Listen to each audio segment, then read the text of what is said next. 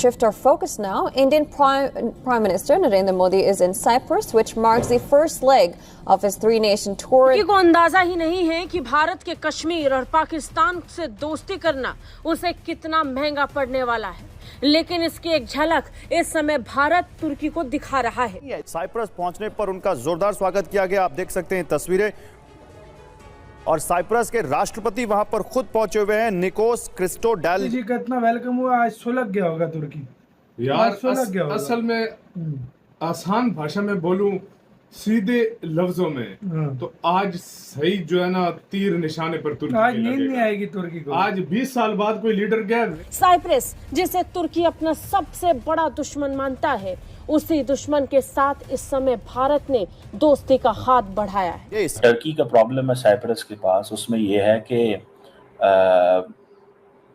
ये जो Cyprus Turkey के जो रिलेशंस हैं हमेशा मुश्किल में रहे हैं।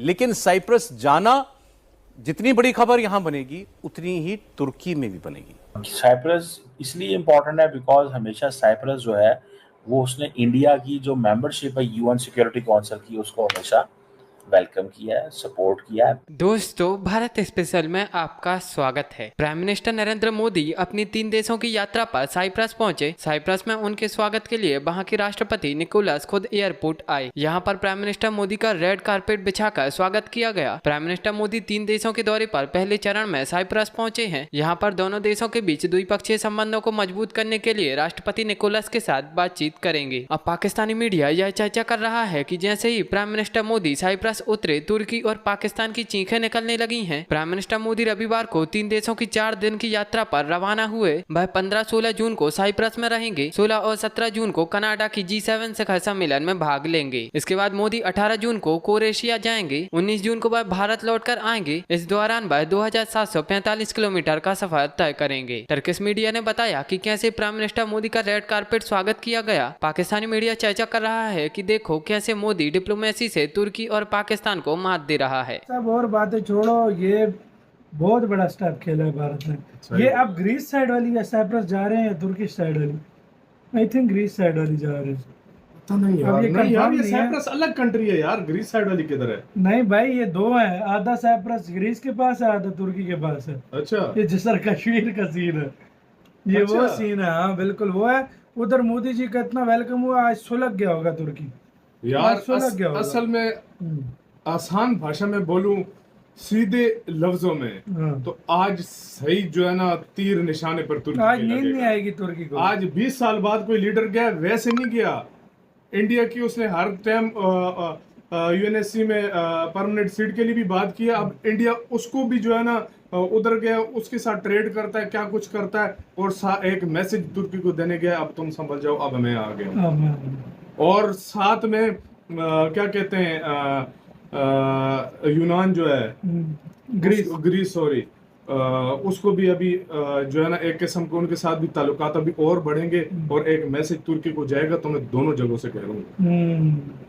अब क्या होता है ये तो आने वाला वक्त और वाकई पाकिस्तान, नरेंद्र मोदी साहब जो हैं वो क्रोएशिया जा रहे हैं और साइप्रस जा रहे हैं। ये ऑब्वियसली बड़ी सिग्निफिकेंट पोजीशंस हैं यहाँ पे साइप्रस, और उसकी वजह ये है कि कहा जा रहा है कि मोदी साहब बहुत जल्द साइप्रस में पहुंच जाएंगे।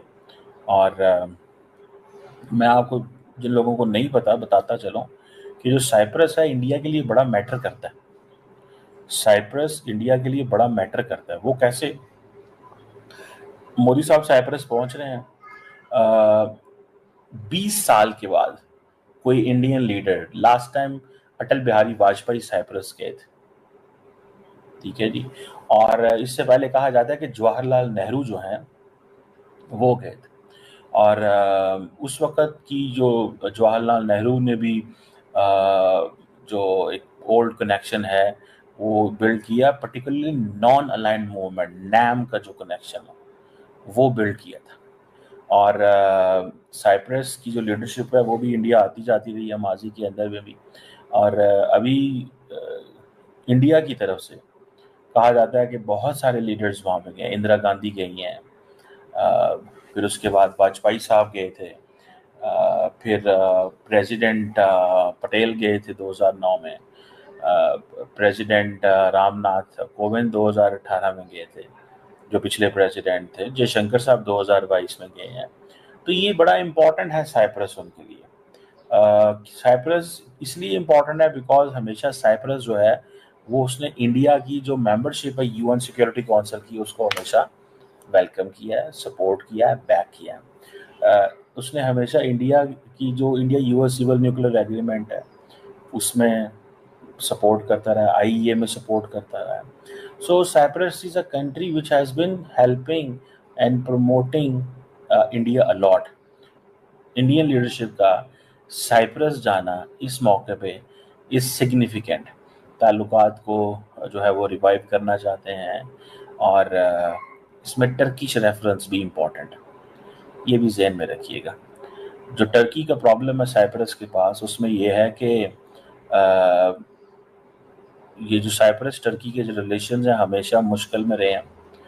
कहा जाता है कि ये टर्की जो है उसने 1974 में जो हमला किया था साइप्रस पे, उसके बाद ये आइलैंड जो है ये डिवाइड हो गया था। यहाँ पर ये बात जरूर की जा रही है कि कई पाकिस्तानी जो हैं, यानी पाकिस्तानी कह लीजिए कि जो एनालिस्ट हैं, जो एक्सपर्ट्स हैं, जो मीडिया के लोग हैं और दूसरे लोग, उनको कहना ये कि जी इजराइल जो है वो असल में ईरान के ऊपर अटैक जो कर रहा है वो इसलिए कि पाकिस्तान की तरह जो है वो न्यूक्लियर पावर ना बन जाए।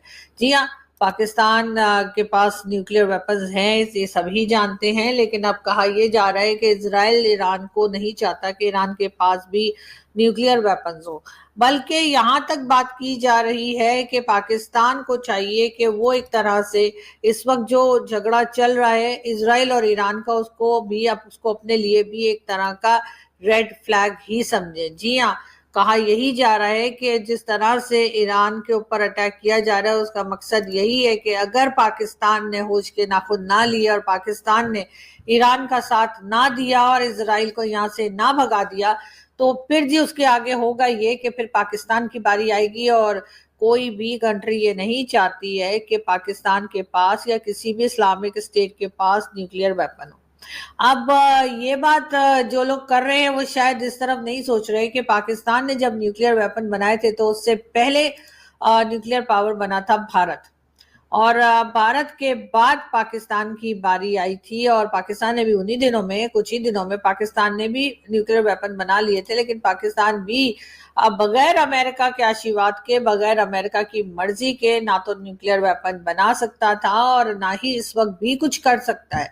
पाकिस्तान को हमेशा से अमेरिका इस्तेमाल करता आया है और डेफिनेटली अमेरिका के इस्तेमाल करने की एक खास वजह यह भी है